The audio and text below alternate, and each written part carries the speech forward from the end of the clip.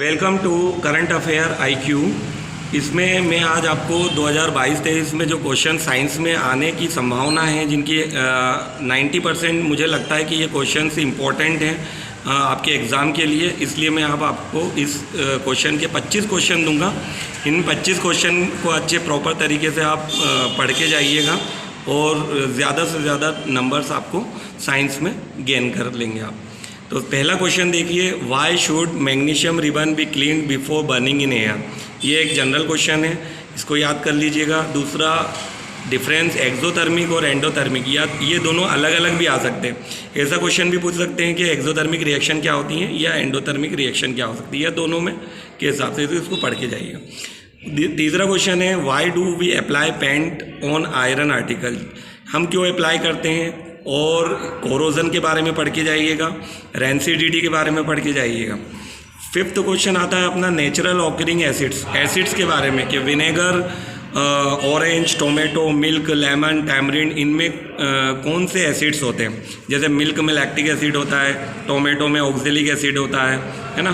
तो ये सब आप पढ़ के जाइए। टैमरिंड में टार्ट्रिक एसिड होता है। फिर difference between acid and base. Acid and base का जो चैप्टर है उसमें डिफरेंस होना चाहिए कि एसिड क्या है और बेस क्या है।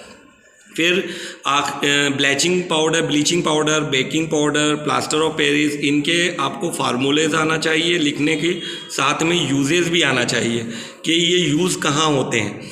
Difference between metal and non metal, very IMP, ये किसी भी तरीके से पूछ लिया जाता है। कभी फिजिकल पूछ लिया जाता है, कभी केमिकल पूछ लिया जाता है।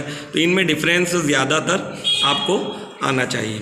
Why should sodium is kept in kerosene. Kerosene में क्यों रखा जाता है सोडियम को, ऐसा क्वेश्चन पूछ लिया जाता है। या फिर सबसे सॉफ्ट मेटल बताइए, तो हम जिसको हम नाइफ से काटा जा सकता है, तो सोडियम है। Difference between soap and detergent, very IMP question है। सोप और डिटर्जेंट में क्या अंतर है, कभी सोप के बारे में कभी डिटर्जेंट के बारे में पूछ लिया जाता है। सैचुरेटेड और अनसैचुरेटेड, इस चैप्टर में ये मोस्ट आईएमपी है।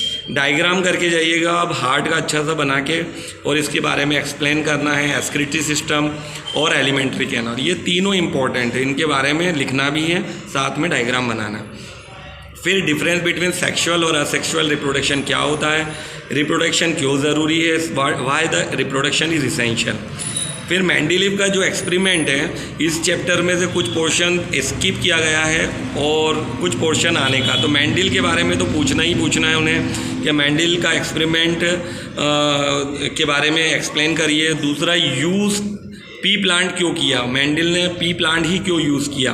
तो फिर इसके बाद आते हैं अपन लाइट का जो चैप्टर है, law of reflection and refraction और रिफ्लेक्शन में लॉ क्या होता है। तो ये लॉ अच्छे से पढ़ के जाइएगा। पावर ऑफ लेंस पढ़ के जाइएगा, और फार्मूला ज़रूर आते हैं कि मिरर का और लेंस का फार्मूला क्या है बहुत। उसके बाद फिर अपन देखते हैं कि why the sky is blue, sky क्यों ब्लू कलर का है। डायग्राम ऑफ आई, आँख का डायग्राम आपको बनाना है प्रॉपरली। फिर नियर साइटनेस और फार साइटनेस क्या होती हैं, इसको कैसे दूर किया जाता है, कौन से लेंस यूज़ किए जाते हैं। Component of the different components, जो करंट का जो चैप्टर है उसके अंदर जो कंपोनेंट हैं उनके सिम्बॉल्स किस तरीके से बनाए जाते हैं, बैटरी का, सेल्स का। फिर 21वां क्वेश्चन है Ohm's law. Ohm's law very important है। 22 में अपन देखते हैं फ्लेमिंग्स लेफ्ट हैंड और राइट हैंड, ये दोनों रूल्स में से या तो लेफ्ट हैंड पूछ लेगा या राइट हैंड पूछ लेगा।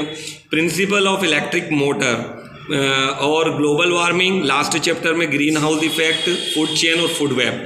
Food chain and food web किसी भी तरीके से वो पूछ सकते हैं, फूड चेन।